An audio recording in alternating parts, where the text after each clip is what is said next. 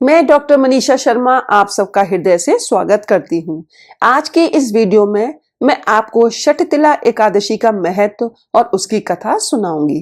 तो चलिए अपने इष्ट देव को प्रणाम करते हुए आज की कथा का शुभारंभ करते हैं। एक समय दालभ्य ऋषि ने पुलस्त ऋषि से पूछा कि हे महाराज, पृथ्वी लोक में मनुष्य ब्रह्म हत्यादि महान पाप करते हैं, पराये धन की चोरी तथा दूसरे की उन्नति देखकर ईर्ष्या करते हैं, साथ ही अनेक प्रकार के व्यसनों में फंसे रहते हैं, फिर भी उनको नरक प्राप्त नहीं होता। इसका क्या कारण है? वे न जाने कौन सा दान पुण्य करते हैं जिससे उनके पाप नष्ट हो जाते हैं। ये सब कृपा पूर्वक आप कहिए। पुलस्त मुनि कहने लगे, हे महाभाग, आपने मुझसे अत्यंत गंभीर प्रश्न पूछा है। इससे संसार के जीवों का अत्यंत भला होगा। इस भेद को ब्रह्मा, विष्णु, रुद्र तथा इंद्र आदि भी नहीं जानते, परंतु मैं आपको यह गुप्त तत्व अवश्य बताऊंगा। उन्होंने कहा कि माघ मास लगते ही मनुष्य को स्नान आदि करके शुद्ध रहना चाहिए। इंद्रियों को वश में कर काम, क्रोध, लोभ, मोह, अहंकार, ईर्ष्या तथा देश आदि का त्याग कर भगवान का स्मरण करना चाहिए। पुष्य नक्षत्र में गोबर, कपास, तिल मिलाकर उनके उपले बनाने चाहिए। उन उपलों से 108 बार हवन करना चाहिए। उस दिन मूल नक्षत्र हो और एकादशी तिथि हो तो अच्छे पुण्य देने वाले नियमों को ग्रहण करें। स्नान आदि नित्य क्रिया से निवृत्त होकर सब देवताओं के देव श्री भगवान विष्णु का पूजन करें और एकादशी व्रत धारण करें। रात्रि को जागरण करना चाहिए। उसके दूसरे दिन धूप, दीप, नैवेद्य आदि से भगवान का पूजन करके खिचड़ी का भोग लगाएं। तत्पश्चात पेठा, नारियल, सीताफल या सुपारी का अर्घ देकर स्तुति करनी चाहिए। हे भगवान, आप दीनों को शरण देने वाले हैं, इस संसार सागर में फंसे हुए का उद्धार करने वाले हैं। हे पुंडरीकाक्ष, हे विश्व भावन, हे सुब्रमण्य, हे पूर्वज, हे जगतपति, आप लक्ष्मी जी सहित इस तुच्छ अर्घ को ग्रहण करें। इसके पश्चात जल से भरा हुआ घड़ा ब्राह्मण को दान करें तथा ब्राह्मण को श्यामा गऊ और तिल पात्र देना भी उत्तम है। तिल स्नान और भोजन दोनों ही श्रेष्ठ हैं। इस प्रकार जो मनुष्य जितने तिलों का दान करता है उतने ही 1000 वर्ष स्वर्ग में वास करता है। तिल स्नान, तिल का उबटन, तिल का हवन, तिल का तर्पण, तिल का भोजन और तिलों का दान, ये तिल के 6 प्रकार हैं। इनके प्रयोग के कारण ये षटतिला एकादशी कहलाती है। इस व्रत के करने से अनेक प्रकार के पाप नष्ट हो जाते हैं। इतना कहकर पुलस्त ऋषि कहने लगे कि अब मैं तुमसे इस एकादशी की कथा कहता हूँ। एक समय नारद जी ने भगवान श्री विष्णु से यही प्रश्न किया था और भगवान ने जो षटतिला एकादशी का महात्म्य नारद जी से कहा सो मैं तुमसे कहता हूँ।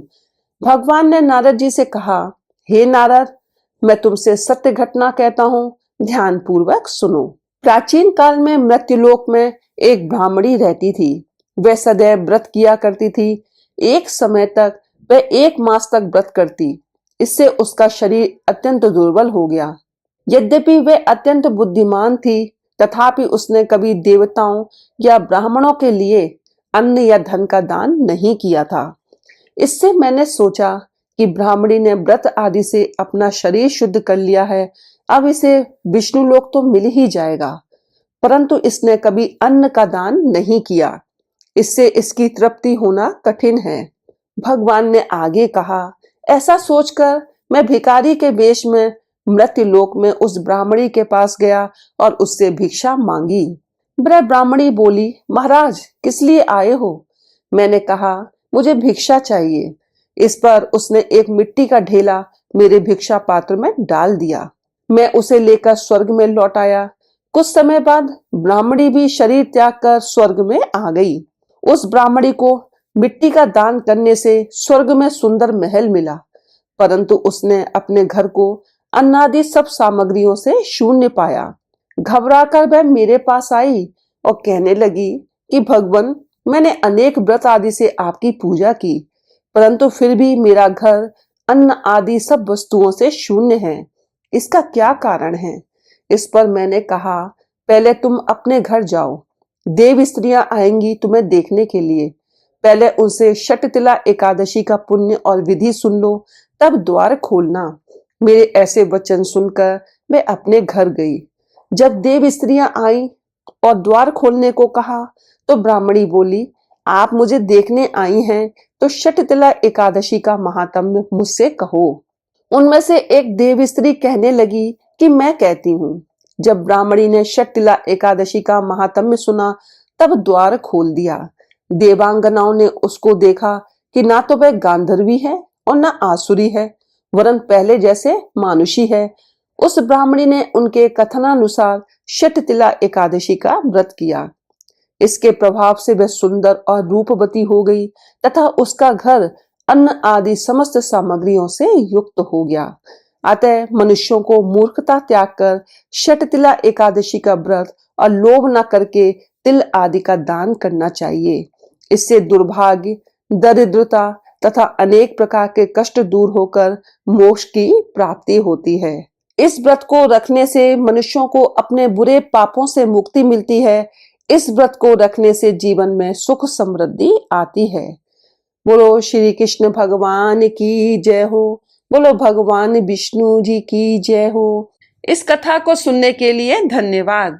यदि आपको ये वीडियो पसंद आई हो तो इसे लाइक करें, शेयर करें, हमारे चैनल को सब्सक्राइब करें तथा बेल आइकन को प्रेस करें ताकि आप हमारे आने वाले वीडियोस को भी देख सकें।